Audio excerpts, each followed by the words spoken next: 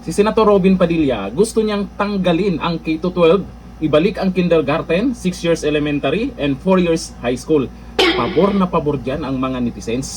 Kaya langan ba naman, dyan sa K-12 na yan, pahirap lang naman sa mga magulang. O ayon dito sa news ngayon, iginiit ni Senator Robin Padilla na dapat nang alisin ang senior high school dahil umano sa dagdag na hirap na dinaranas ng maraming pamilyang Pilipino sa ilalim ng K-12 program. Tama nga naman, sa kanyang panukalang amyendahan ang Republic Act 10533 o Enhanced Basic Education Act of 2013, nais niyang ibalik ang basic education sa kindergarten, 6 na taon ng elementarya at 4 na taon ng high school. Ayon kay Padilla, bagamat layunin ng K-12 na mapabuti ang kalidad ng edukasyon at gawing globally competitive ang mga estudyante, naging dagdag pasanin umano ito sa maraming magulang. Binanggit din niya ang umano'y pagtaas ng dropout rates dahil sa dagdag na taon sa pag-aaral. Iginiit din ng senador na hindi pa rin sapat ang kasalukuyang SHS curriculum upang ihanda ang estudyante para sa trabaho o kolehiyo.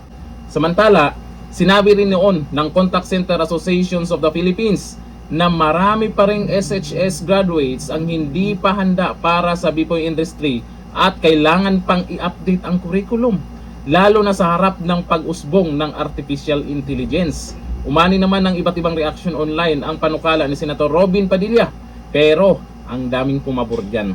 Tapos ito pa yung isa sa dapat na ibalik at nakikita po ng mga magulang yung pinaghirapan ng kanilang mga anak sa eskwelahan. Ito, sabi ni Marta Venus, ibalik pati ang valedictorian, salutatorian at honorable mentions na karapat-dapat tawaging bright talaga.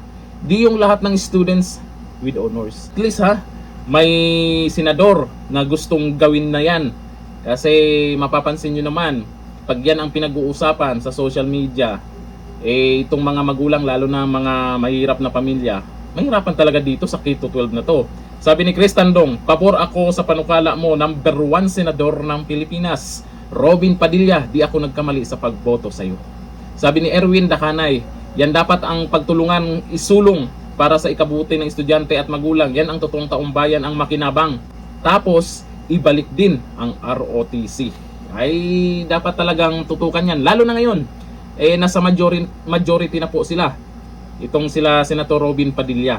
Kaya yung mga dapat nilang gustong gawin, yung mga gusto nilang gawin para sa taumbayan, ay ito, maisusulong talaga nila. Kung sino man ang harang, makikilala natin kung sino ang mga yan. Pero dito kasi marami pong pumabor. Sana naman yung ibang mga senador ay suportahan po itong si Senator Robin Padilla dahil ang kagustuhan lang naman niya kung ano ang kagustuhan ng taumbayan. Ganito na lang, thank you. Bye-bye.